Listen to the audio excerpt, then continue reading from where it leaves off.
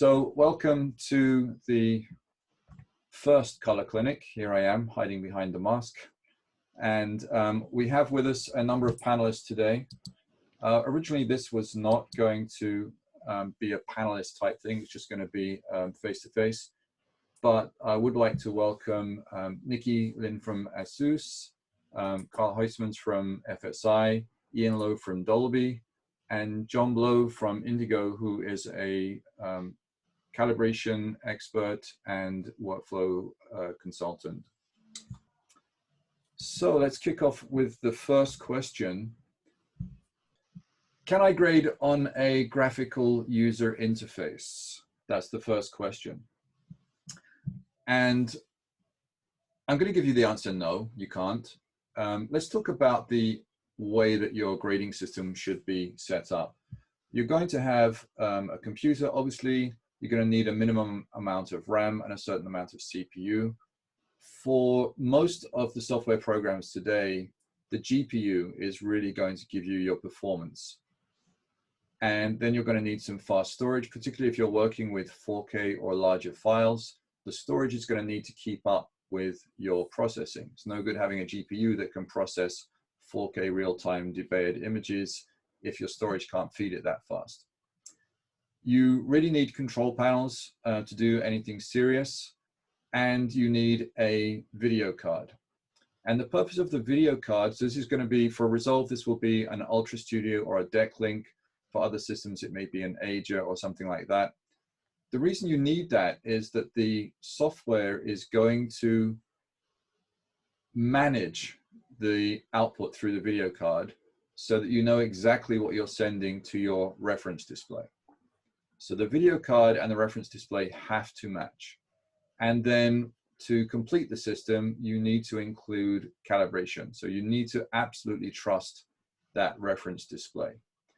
And the calibration can either be something that you do yourself, or it can be something that you hire in. So you bring somebody like John in to do that. Or in some cases, for example, with FSI, there is an option to send displays back for calibration with the manufacturer. So the problem you're going to have if you try to grade on the GUI is, first of all, you're using the operating system settings. Secondly, you're going to have the user interface, which is going to cause problems of simultaneous contrast. What you think you see is not actually what you're grading. And thirdly, you bypass these project settings, which allow you to set up the color space, the data levels, and so on. So I know a lot of people want to grade on the user interface. I know a lot of people are actually doing that, and they're doing that in the best way possible with calibration and so on, but it's really less than ideal. So the second question is, what color space should I use for grading? And that's going to depend on two things. It's going to depend on what you're delivering, and it's also going to depend on what equipment you have. So if you're grading for internet or computer delivery, then you're going to set your reference monitor up to 709, BT 709, and you're going to deliver it either as 709 or sRGB. There's a lot of debate about should we be delivering to YouTube and Vimeo and things like that as sRGB files because they're designed for computer displays. And there is an argument to do that, but I can tell you that most people don't do that.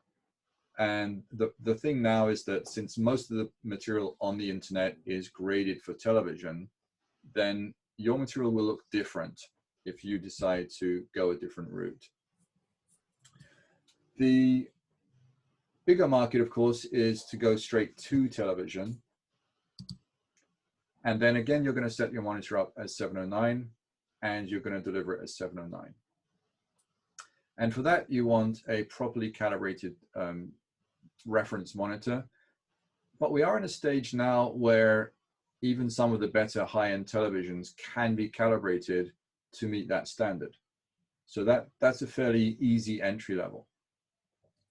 If you're doing anything for cinema, whether it's a film festival or any sort of projection, then you ideally want to be working DCI-P3.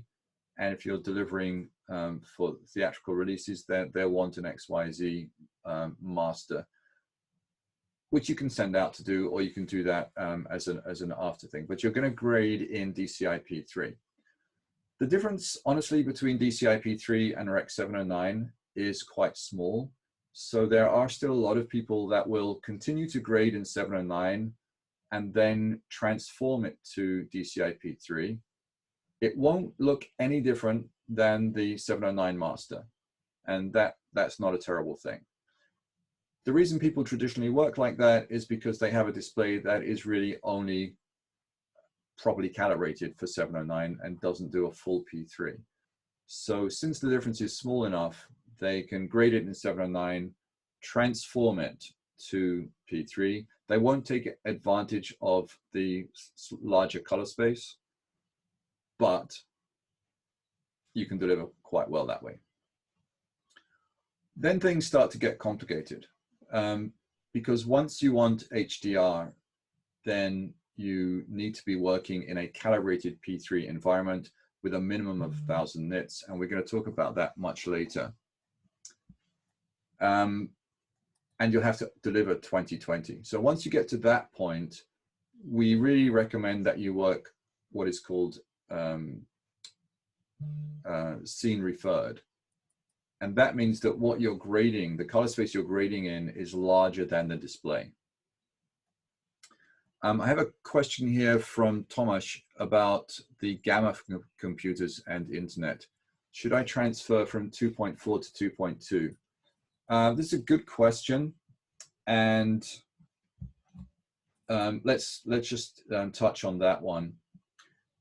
The difference between 2.4 and 2.2 is not to do with computers and television. It's to do with the viewing environment.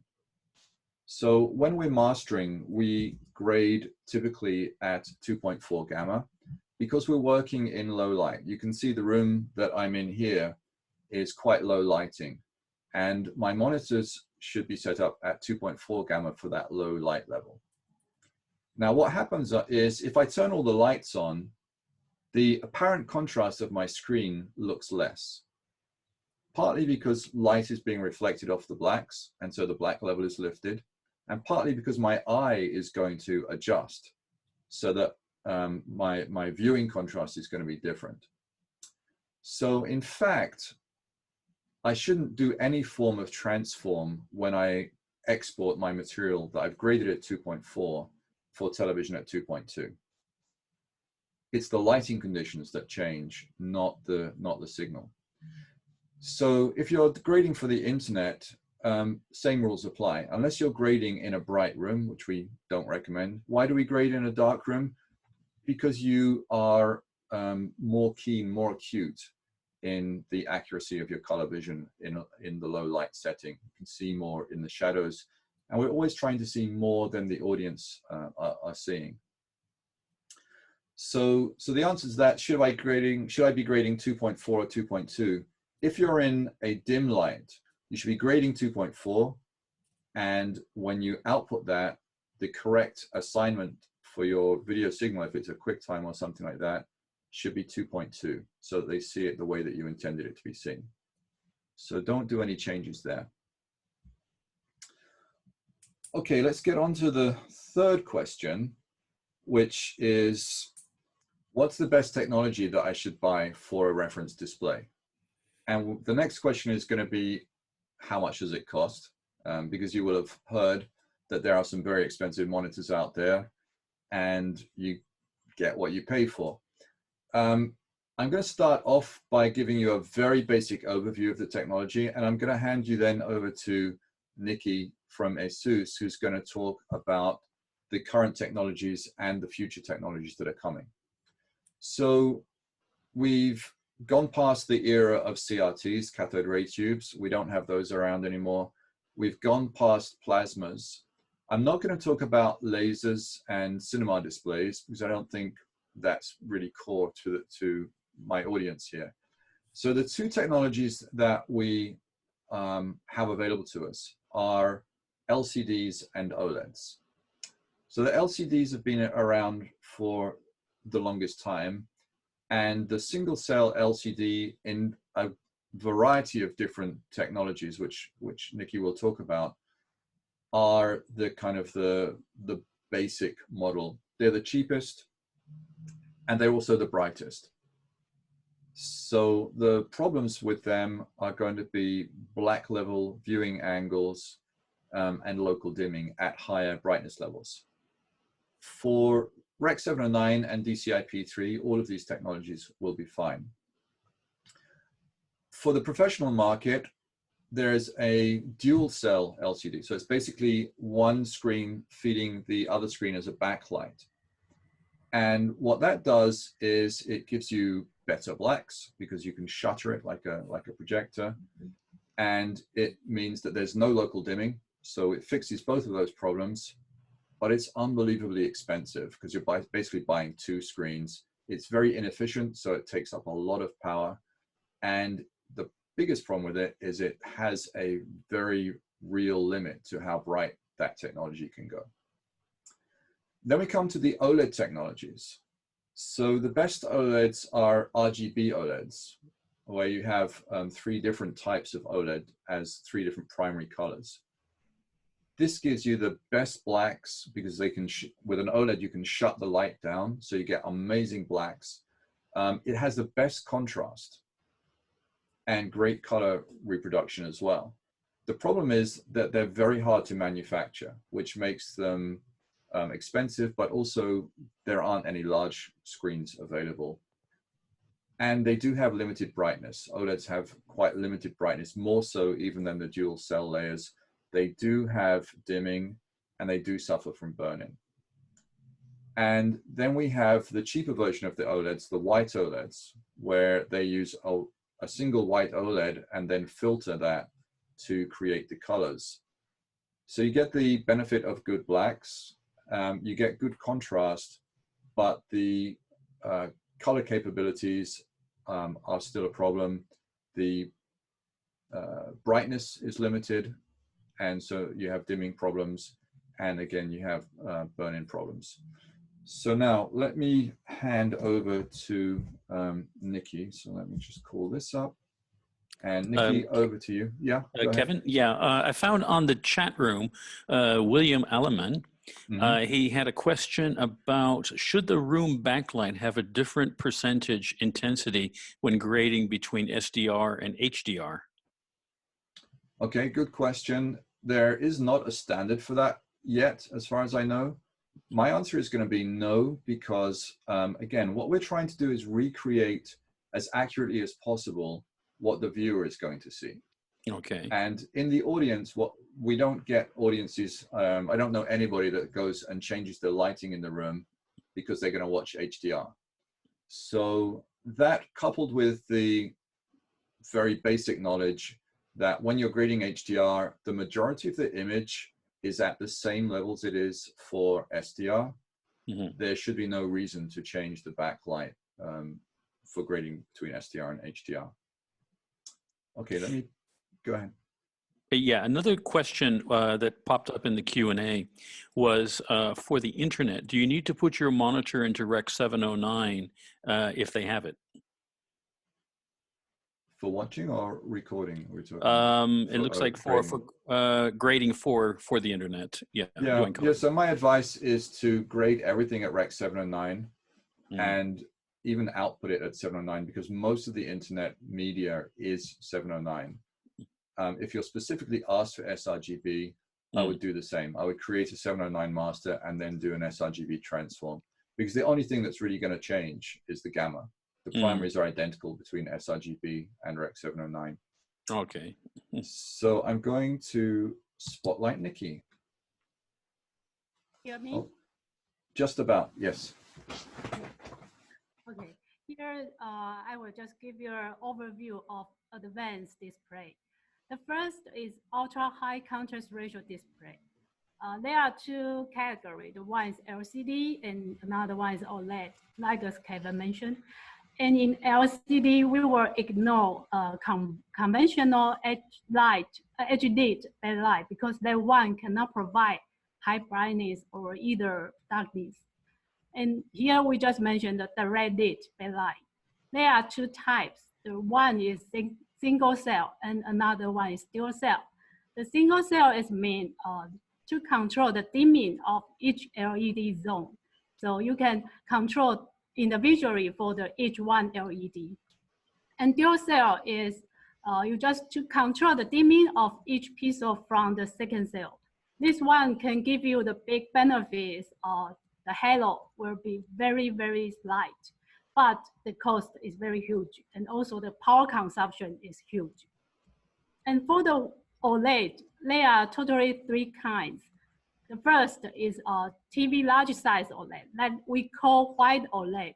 The white OLEDs mean there are totally four color pixels, the RGB and the white, because the white need to generate the brightness also to give the white lighting, organic lighting to through the color filter to contribute the color saturation. So because the white pixel, it will make color saturation is not so good, but this one is the brightest OLED compared with other OLED structure and also the large size. So the mass production, this one is easier. And another one is QD OLED. This one right now is Samsung. They are trigger this kind of technology, but this technology is still not mature yet because have some limitation under 4K, so small PPI.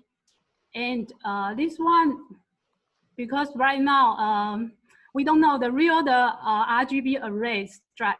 So let's say it's pure RGB, but we guess it's not really pure structure because the array issue. And this one we heard about Samsung, the update maybe come next year. And the third one is printing RGB OLED. This one is right now the JOLED is the big player in this field. They use the ink, RGB ink, to contribute pure RGB lighting, and also the RGB pixel array is pure stripe. So this one can offer very high color saturation and also the color accurate. But because the ink and the pure RGB lighting, so the brightness is not so high. And next one is right now the white color gamma. Just give you a quick comparison for the current solution. You can see the right side is RGB laser. That one is not suitable for monitor. And more popular right now is QD OLED, printing OLED, just like I mentioned. It's RGB pure lighting, so the color saturation is quite good. And also the quantum dot is also a good solution. And another one is RG phosphor, or we call it KSF, but still not so bigger than quantum dot. Okay, and where are we in terms of delivering quantum dot?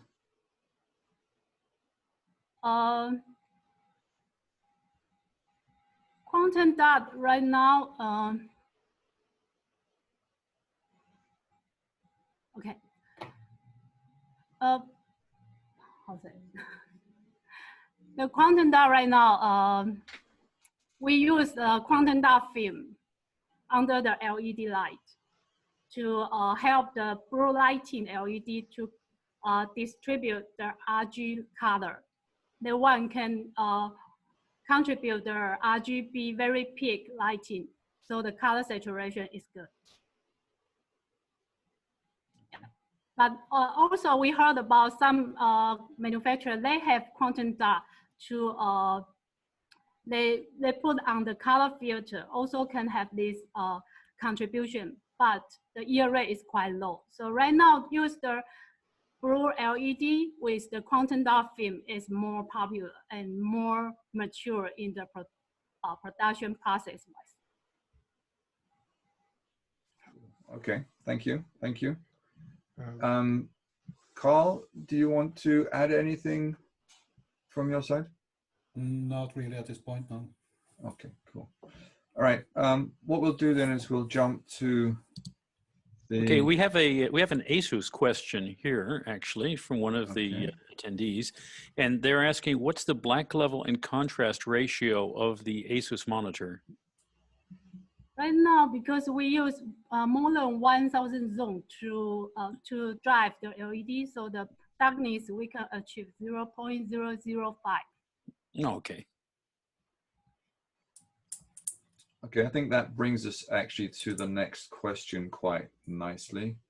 So a lot of people were asking about what affordable monitors are good for grading. So later on, we'll talk about the professional monitors, which have become very expensive if you need to get into HDR, and we will talk about that.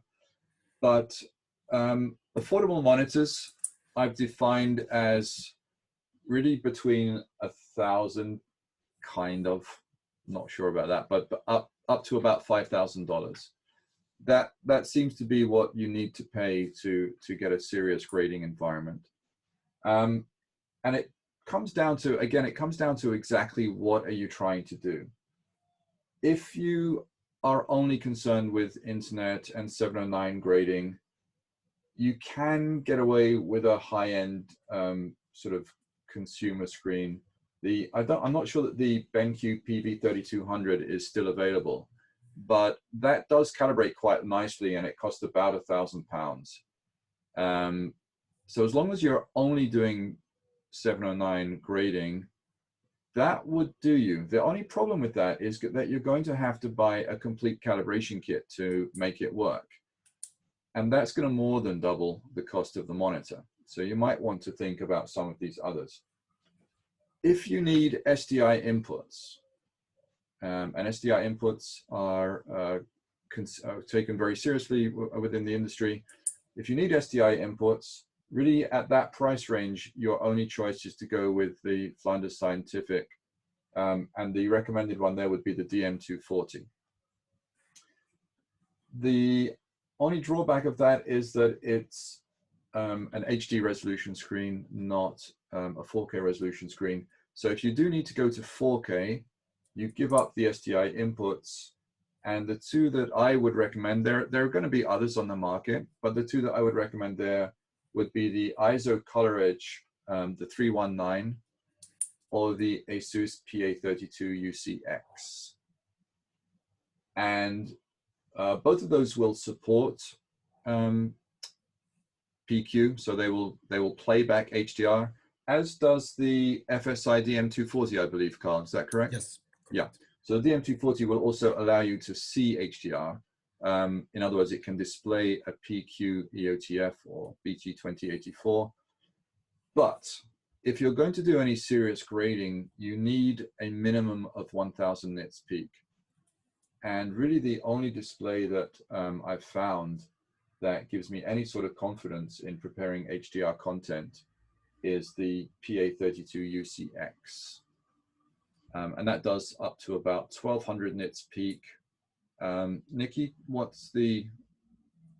would be a full screen reading off of that?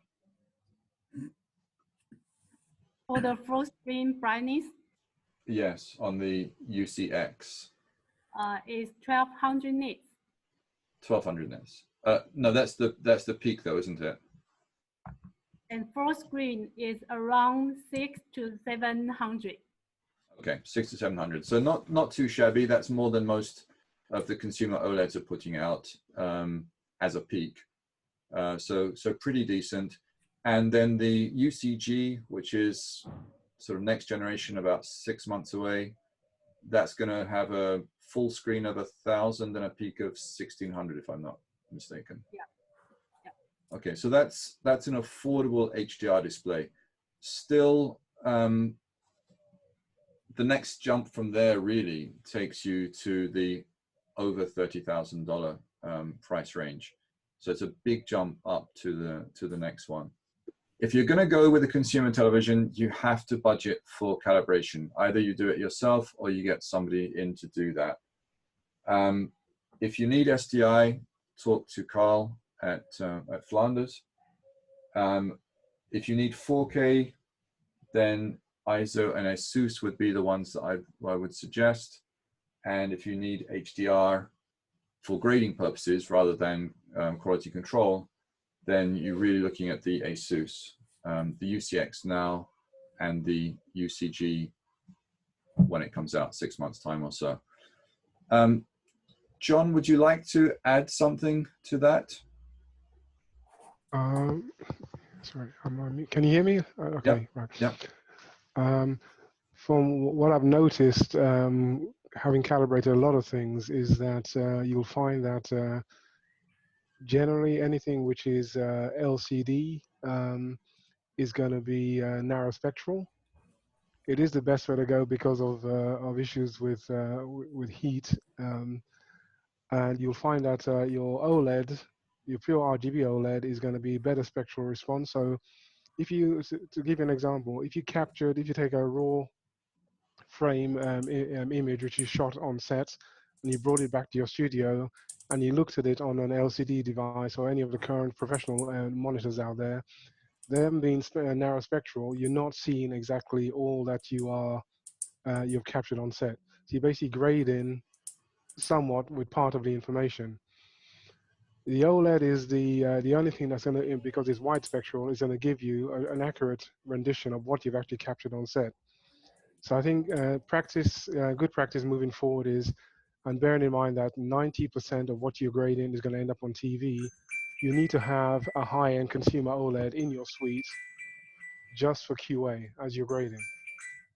And even before you actually set down grade, if you want to just QC the material to see what, it's still good to have an OLED in the room. If you try and do this in a current professional monitor, you're not going to see all the information. Fair enough. Which really brings us to our next question. And the next question is, how do I calibrate my monitor? So yeah, so we could spend not just a webinar, but a whole course on how do I calibrate my monitor. But in a nutshell, you're going to need four things if you include the skills to do it. You're going to need some software. The industry standard ones are Kalman and Lightspace, which both are going to set you back. They both have offerings in the hundreds, but they quickly jump to the thousands for multiple monitor calibrations. There's an open source software called DisplayCal, which does a pretty reasonable job. That's free. And then some of the manufacturers do include software to calibrate themselves. So the ISO in particular has a built-in drop-down probe, which gets you within spec. So it's pretty decent. You can get a better result even than that by using an external program. ProArt also comes with its own calibration software. You need a pattern generator. So again, if you go with the best solution, which is a hardware pattern generator, something like the Meridio 6G, that's going to set you back another couple of grand. But you can use software devices, software to generate the patches. So that can be a few $100s. But you can also use programs like Resolve. You can use DVDs. You can download test patches. It's going to slow you down. It's going to take a little bit longer to do, but if you're only doing it once in a while, that's an acceptable solution. You have to have some way of measuring the screen. So you're going to need a probe of some sort. There's two types of probe. One is a spectroradiometer. That simply means that it measures the entire visible spectrum from about 400 nanometers up to about 700 nanometers. And the more you pay, the smaller the steps that it measures. Those tend to be quite slow to use. So the alternative is to have a tri-stimulus meter, which only measures the red, green, and blue primaries. Now, this is very effective, both in terms of cost and in terms of time. But remember that the tri-stimulus meter must be calibrated for the primaries of the screen that you're using. And so normally we would advise that if you have a tri-stimulus meter, you still need a spectroradiometer in order to calibrate it. And those range, well, a tri-stimulus meter starts off in the hundreds. But again, the jump to a professional level probe is going to be around $6,000 or $7,000. So not that cheap. Again, John, I'm going to call you in to talk a little bit more about that, since that's your speciality. So in regards to software, the Resolve, the Calman and the cheap offerings around a couple of £100 are not going to help you. I mean, they're specific to a display model or manufacturer type, so you can get them for LG or Panasonic. And out of interest, because most of these manufacturers now, they're using LG technology in them, they'll generally work, if you buy just one, it'll work across a whole range. The $2,000 version really is what you want to go for, because if you're tied to a tri-stimulus and you don't want to jump to a photospectrometer, which is going to cost you around 10,000, you can run with the $2,000 version of software, run with your tri-stimulus, and once in a while you can borrow a spectroradiometer or get somebody in who can just QA how far out your tri-stimulus is in terms of measurement. If you don't do that, you're going to run into issues, because the issue with buying a tri-stimulus is every single one is sold in a box. You never buy 4 or 5, so you can't compare which one is reading good and which one is reading bad. And in isolation, just like displays, if you have one in a room, it looks correct to your eyes. If you put 4 side by side, you start asking questions. So I would always involve a spectroradiometer when using a tri-stimulus. And for this reason, I wouldn't go for the Kalman option below $2,000. And that way you can generate your own profiles and also compare it against a photospectrometer. Resolve also is very good. Once again, it works with the $2,000 version of Kalman. And also you can load your own test patterns and content onto that timeline and integrate that into your workflow. So I have several workflows which use Resolve and a set of test patterns which customers use, and they prefer to work this way. I have a 6G as well. This is also very useful. So basically, the bottom line is I think the spend works out about from 3 to about 5,000 to get going for decent calibration. You can't do it for any less. Right, and that's for the sort of monitors that we've been talking about for color grading. What we're starting to see from both Kalman and Lightspace is integration with the televisions, where you simply connect a probe to the TV, and it then generates actually it's 2 LUTs, isn't it? It's a 1D and a 3D LUT to do the calibration, which makes the sort of the technical side of it a lot easier. And from what I've seen, they do a reasonable job.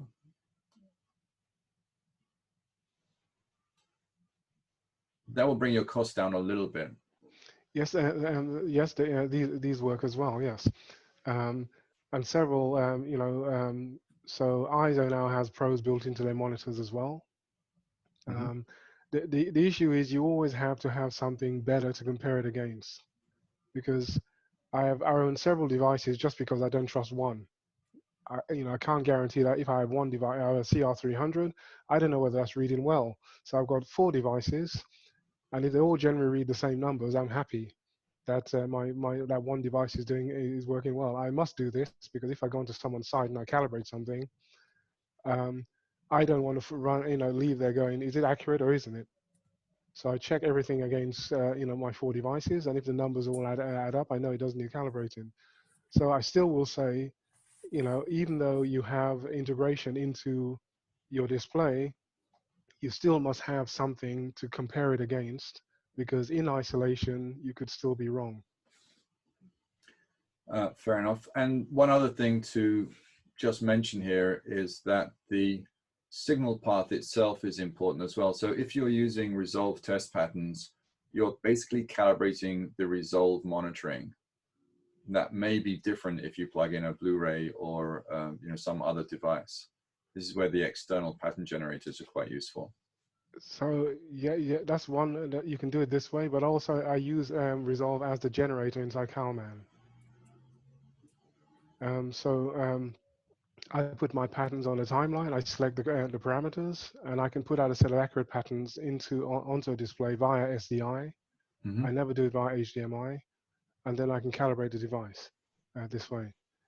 Or the other option, if you're going for a high-end consumer display like a C9 2019 LG, it has an internal pattern generator in it, and you can use that to accurately calibrate both the HDR and SDR. If you play a corresponding video file of a USB, it'll put it into the right mode, and that'll give you also very accurate results.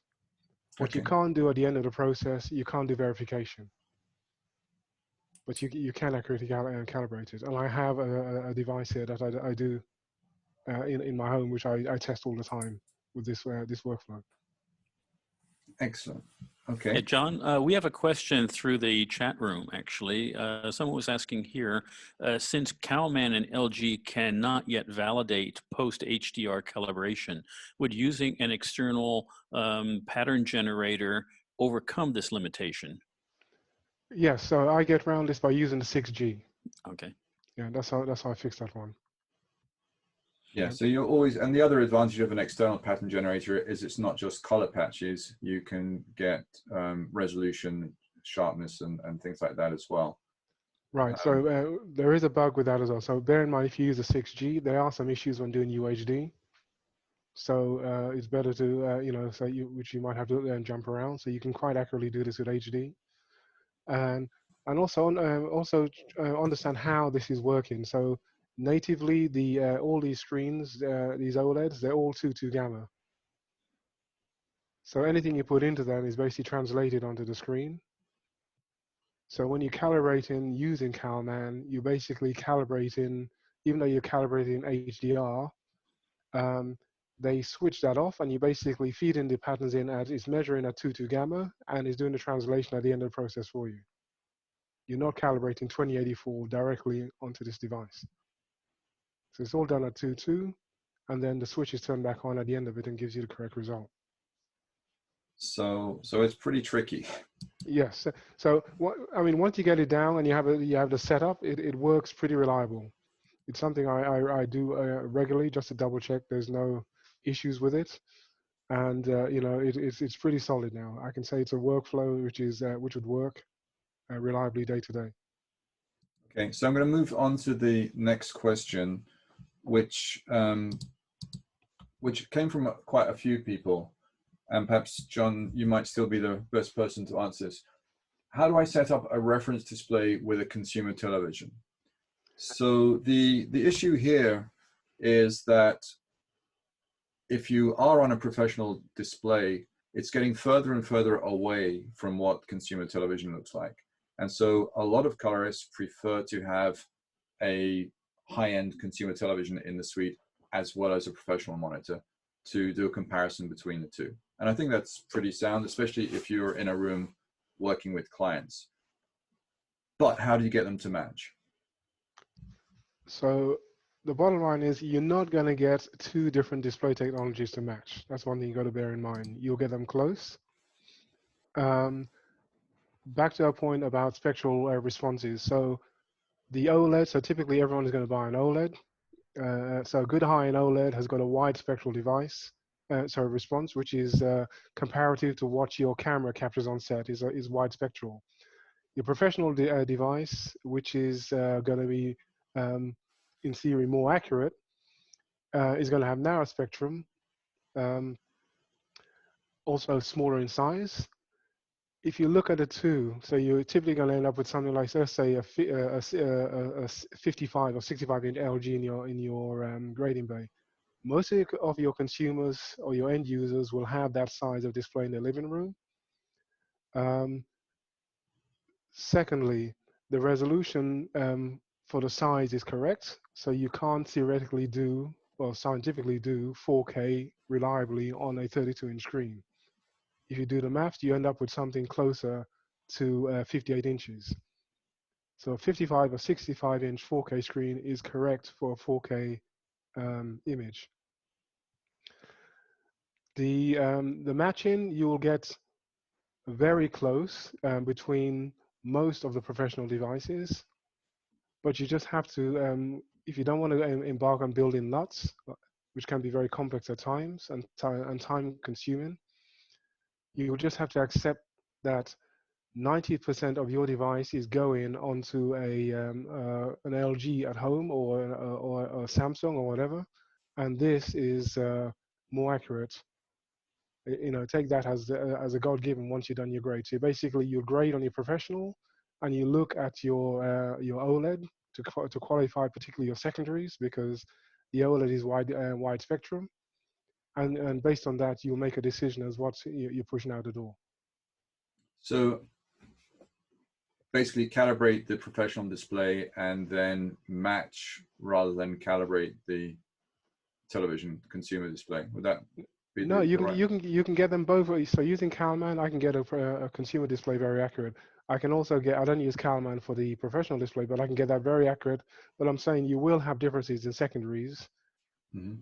So what you see, so back to our discussion, you mentioned about dual stack LCDs. Most of the high-end display devices out there at the moment, because of the manufacturers supplying the parts for those displays, use dual stack.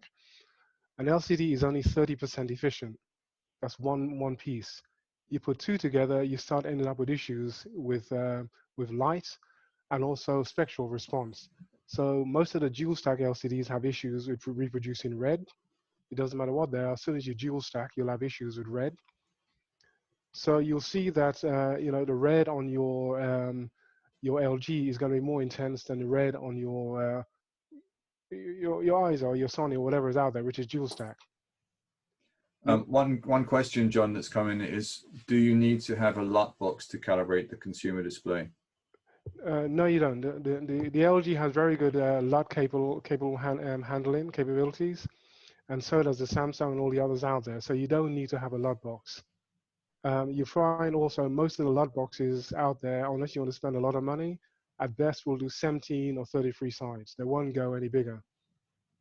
So you know, 33 is borderline good enough for grading. 17 you can break quite easily if you stretch when you're color correcting. So you wouldn't deploy that on a workflow. Good to know. Good to know that we can finally save a bit of money somewhere. John, we have a question here from the chat room, actually. Someone was asking here, after software calibration, will perceptual calibration be the best way to match the reference display and the TV? Yes, you still have to embark on this. I was going to touch on this.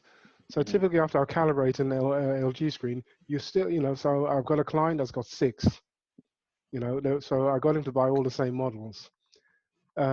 You still have to go in and individually, once you've done the HDR or the SDR calibration, and you have to adjust the hues on the LG or any of the other consumer panels. And that's the only way you can get the colors to match very accurately. So even with 6 screens of the same model from the same manufacturer, and they're using a HX310 as their reference monitor, we still have to go in and adjust the hues to bring them in. So you'll always end up, the calibration, remember, is a mathematical target is aiming for. Perception is down to you as the operator. I mean, you could have a deficiency in red, green, or blue, and you will bake this into your workflow. Yeah, you decide that's the look you want, but it's based on your eye as a colorist, because you've got to sit there 10 hours a day grading, not me. I'll just do the technical bit for you. We also have a similar question in the Q&A forum, actually. They were asking here, would you recommend using a LUT box to calibrate the consumer display? You can use a LUT box, but it's overkill. I mean, if you look at what the display is costing and what a LUT box is costing, so I have 2 interesting workflows with clients where basically they buy the consumer display. They've said, okay, this is the cost of it. It's going to be, if it lasts 1.5 years, we can afford to bin it or give it to the staff as a Christmas present. We then roll out and, you know, a new one, calibrate and put it into a workflow. So if you look at the cost of a LUT box, that's, you know, that's not something that you can deploy everywhere. It's not, you know, it's going to cost you a good sum of money if it's a decent one. You can afford to change your LG TV for £2,000 or 1,500 euros all day long. We have another question that's related to this as well. They were asking here, what if I don't have a budget as I am starting out? Can I go ahead with Display Cal and then Resolve for generating patterns to create the LUT for my monitor? I haven't tested Display Cal with Resolve. I've tested CalMan with Resolve, and I have Resolve, a whole full-blown Resolve system on my table. It works. Mm-hmm. I typically will not recommend anything I haven't tested. Mm-hmm.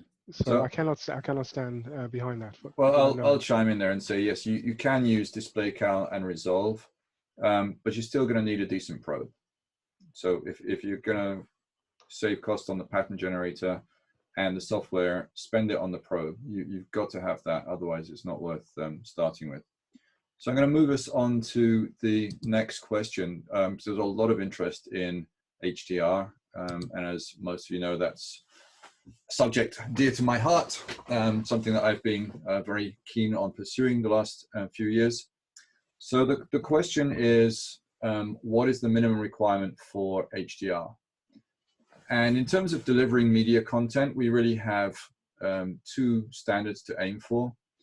There is also a game standard, which is in some ways less demanding and in other ways more demanding. The one to really aim for is these two, they're both basically very similar in terms of what they're asking for.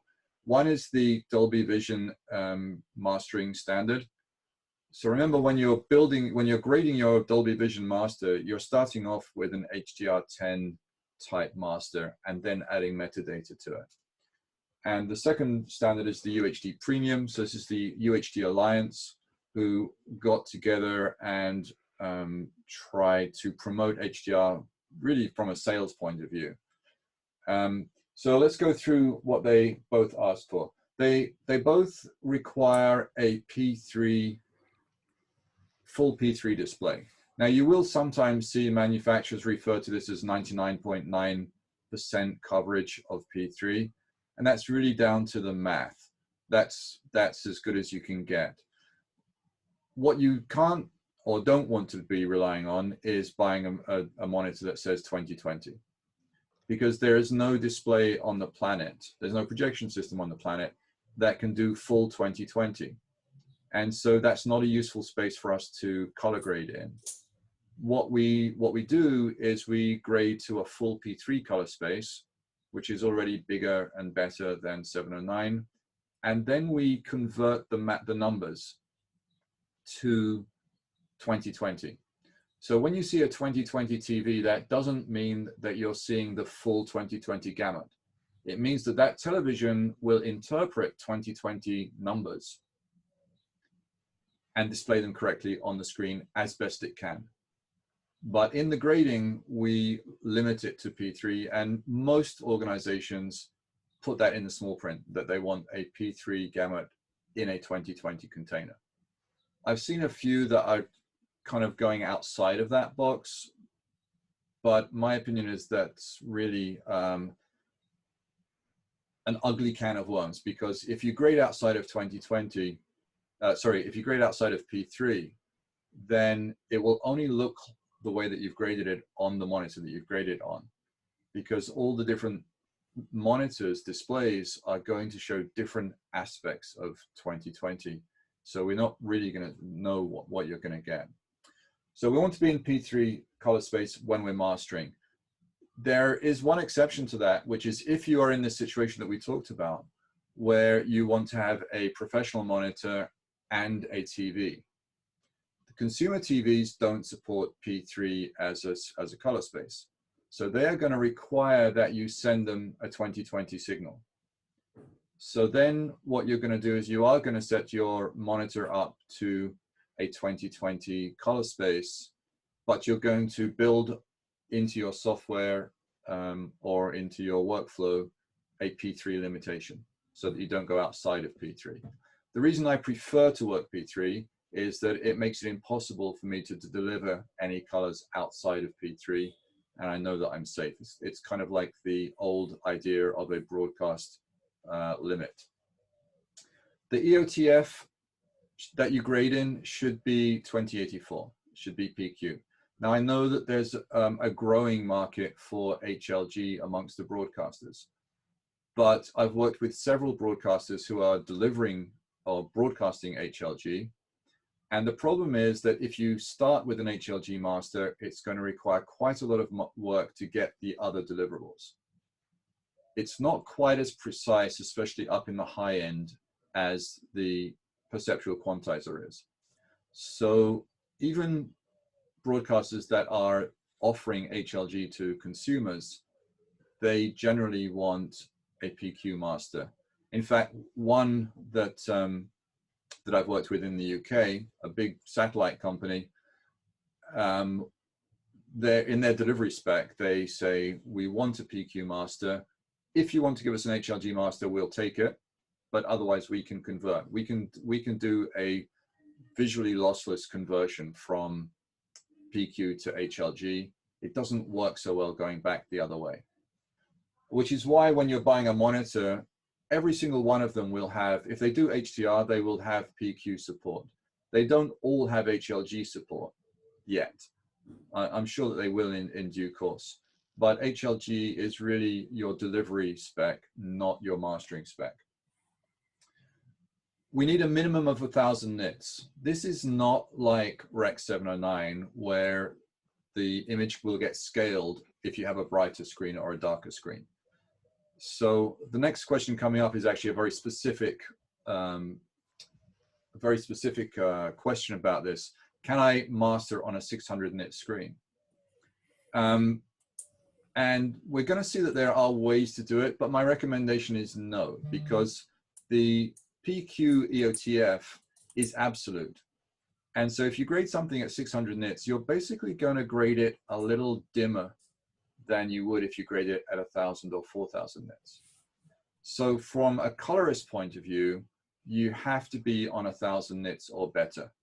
And I would go further and I would say that if you're grading Dolby Vision, you really need to be grading above 1,000 nits, or at least seeing it at above 1,000 nits, to know what's going to happen at 1,000 nits, because that will have an effect on your metadata and the content mapping unit afterwards. Dolby specify a minimum contrast ratio of 200,000 to 1, which is not that great. So that's a very conservative number. The UHD Alliance specify it in a slightly different way. For mastering, they say that the black level should be lower than 0.03 nits. And that's kind of a compromise between their standard setting, which I think is 0.05 nits, and their OLED setting, which I think is from memory 0.0005. So for mastering 0.03. In other words, you can't get away with lifted blacks if you're going to do proper HDR grading. Everybody agrees that you need a minimum of 10 bits on the panel for HDR. And Dolby prefer 12 bits, particularly if you're going to 4,000 nits. If you're going above 1,000 nits, you need more bits. Beware, there are some consumer devices which are advertising HDR on the box, but still not using 10-bit panels. So we need to get away from that. The white point is one thing that we do all agree on. So it's D65 for all forms of consumer HDR. And of course, HDR, high dynamic range, is totally independent of the resolution of the screen. So you could have an HD Dolby Vision master, but the UHD Alliance have packaged it with part of their push for 4K screens. So they've said that to meet the UHD premium specification, you must also have 4K resolution. So you don't need it for high dynamic range, but to get that UHD premium badge, then you do need to then you do need to be delivering 4K. So unfortunately, it's rather sad really, but unfortunately, there are no consumer deliverables that I know of that are HD and HDR. Even if you're buying Blu-ray discs, you can only get 4K HDR. That's your only option. which is a shame in some ways because the bandwidth used for HDR is a much better use in terms of delivering good content than the 4K. But that's where we are. So there we have it. You must have 1,000 nits. You can play back, you can monitor, you can view HDR at less than 1,000 nits, but because of this absolute ratio between the code values and the brightness, you need to be monitoring at least 1,000 nits to get a good HDR master. If you don't do that, you will bring the project a little darker in the spectral highlights than you would probably want to. Which leads us to, let me see what the next question here is. Let's just switch you back to slides. What's the difference between a $30,000 monitor and a $5,000 monitor? Bit of a hard one to answer that. So there are going to be features certainly that you get. SDI in particular. SDI brings a certain amount of reliability and sort of known standards with it. So that's something you get. A lot of what you're paying for is reliability and stability. So with consumer devices, for example, particularly with the ones that are brighter, even if they're not HDR, if they're putting out 200 or 300 nits, over time, the panel will start to lower the brightness to compensate for the energy use. And so a large part of what you're paying for in the more expensive displays is stability. So that if you measure it one morning and then you measure it 6 hours later, you're going to get the same thing. If you play content through it that goes from very dark to very bright, you're going to get the same thing. That said, there's a lot to be said, as John indicated, with having both devices or trusting the lower end devices. Carl, you're one of the few manufacturers that offer both ends of the spectrum. Is there something that you could add to that? Yes, of course. Yeah, as you say, stability is a big thing in professional monitors. So is of course the SDI. Another thing in professional monitors is also that, at least for the FSI range, is that you have a very, very stable and fine control over the LUTs. We work with actually a few. It's not just one LUT. It's different layers of LUTs. You have a mathematical what we call a WB and as a start point, and then on top of that you do a 1D LUT, and then on top of that you do a 3D LUT, which means that you have a very stable and very controllable environment, also very flexible, where you can basically do whatever you like with color spaces, current color spaces, even future color spaces. You could work with that. Now, of course, yeah, matching displays. Yes, it is indeed a good idea to have a reference monitor and a TV. I agree with that. Calibrate both of them as good as you can, and then match visually the consumer display with the reference display. So yeah, that's basically what you go. Of course, you have calibration gear. Also, decent professional monitors are easier to calibrate than a consumer set. They also, what you have in consumer monitors is basically what we say is a reference monitor is a reference monitor. What you see is what you need to see. The signal is as is. A consumer set is basically designed to make things look better or look at their best. So there's going to be quite some tricks inside which you really don't want as for a reference display. That's a big difference. You have all these kinds of automatic leveling and automatic and noise reduction, and then to a certain degree you can disable all that. But in the end, the purpose of a consumer TV or consumer display is to make it look good. The purpose of a reference display is to make it look accurate. That's the main difference.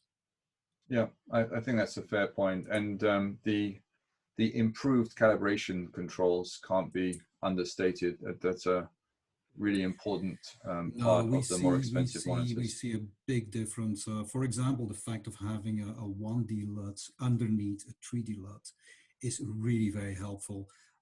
There's also a question of how linear your panels are. If you look at, well, basically, there's two factors in the price point, because I want to answer to the question, what's the difference between a 30,000 plus and a consumer set? There are two factors. There's all the electronics and the processing of the LUT, also allowing, certainly over SDI, allowing you to do different formats, different standards, processing in 12-bit, which is not something you have in all consumer displays. On the other hand, the other price factor is the panel itself. And there's a big difference between a consumer panel and a professional panel. Professional panels generally are made specifically only for reference monitors in lower quantities with a much higher precision, making things much more expensive. So there goes your price difference. Also, there's linearity. The white OLED panels are known to be not very linear. They're not very linear, so they're much harder to calibrate than a more linear panel, like, for example, the well-known dual layer LCD and the higher end zonal dimming. There's also a question of precision. For example, going back to the first presentation about the different technologies, zonal dimming is actually a valuable. It has disadvantages, it also has advantages. To give you an example, a high-end 4K zonal dimming panel has 2,000 plus zones, where a consumer one has 500 or 1,000 at a maximum. So those differences all making the price difference. That is absolutely right. And stability is very important. Having different levels of control. If we see, for example, we also use those more non-linear wide OLED panels in our large format monitors, who are mainly designed to be a client monitor, like replacing a consumer set. We see that without this extra level, we can get the primaries right, we can get secondaries right, but all the intermediate colors on those kind of non-linear technologies are very hard to manage if you don't have a very extensive. If you're working with an OLED, a white OLED panel, maybe there is something to say about a LUT box still, if you want to do consumer. Of course, in a professional monitor like an FSI monitor, that's all built in and it's all very stable. And of course, the big advantage is that when you buy such a monitor, an FSI monitor, it comes calibrated with a calibration report. So basically take it out of the box and you start working knowing that you have very reliable solution. And of course, we do support people who want to calibrate the monitors themselves. We have special versions of Kalman and Lightspace working with our monitors. So you don't buy only a professional monitor, you buy the whole package and the whole certainty and stability together with it. Yeah, that's true. Support as well. In the case of FSI, support is a big part of it as well. We're running out of time, so I'm going to jump to one last question, because I do want to bring Ian onto this discussion. Ian, are you there? I am, yes. Okie doke. So here's the question. Let me just bring this back. Can we grade and master HDR on the Dolby PRM 4200? So that's a 42-inch 600 nit display that does support PQ, D65, P3 color space, but it goes against my suggestion that you really need a minimum of 1,000. Are there any workarounds? So it depends on the grading system. If it was a baselite system, then they have an output display render transform that you could map 1,000 nits in, and that works effectively for viewing and the grading side. And then for the render, you would simply switch that off and render it out at 1,000 nits. So it would be let's say a workaround. We would obviously say to people in that situation, you still should very clearly look at it on a 1000-nit monitor to make sure that the rendered result or the final result is absolutely correct. But again, if you're only doing that for a one-day rental, that could simply save you a lot of money. And then back to the question of delivering to HLG, Kevin, I think you covered that earlier, that a PQ master to HLG is a simple render transform that's approved by many broadcasters and indeed was standardized by the ITU, I think it's called 2100. And so there's a very clear way to do that. I think the biggest point for the content owner is that obviously they can sell that PQ master to other companies like the likes of Netflix, Amazon, iTunes, as opposed to just being a simple broadcast version. Yeah, it's worth saying that even the BBC, who invented HLG, are still going to have to deliver their programs with a PQ EOTF for Blu-ray and so on, just as a way of distributing it. So that doesn't really worry us as colorists. Okay, I'd like to thank everybody for attending. I'd like to thank the panelists. And I know that we didn't get to all of the questions, but this will be published within the next day or so. This will be made available online. And keep the questions coming in. We can do this again in 2 weeks. We can pick up another topic. I hope it's been useful. I hope it's been entertaining. Thank you very much. If you want to contact somebody for a bit more information, our panelists have all said that they would do. Thank you so much. Thanks, guys. Great. I'm going to sign off now. Thanks. Bye. Thank you. Okay. Still getting messages coming in.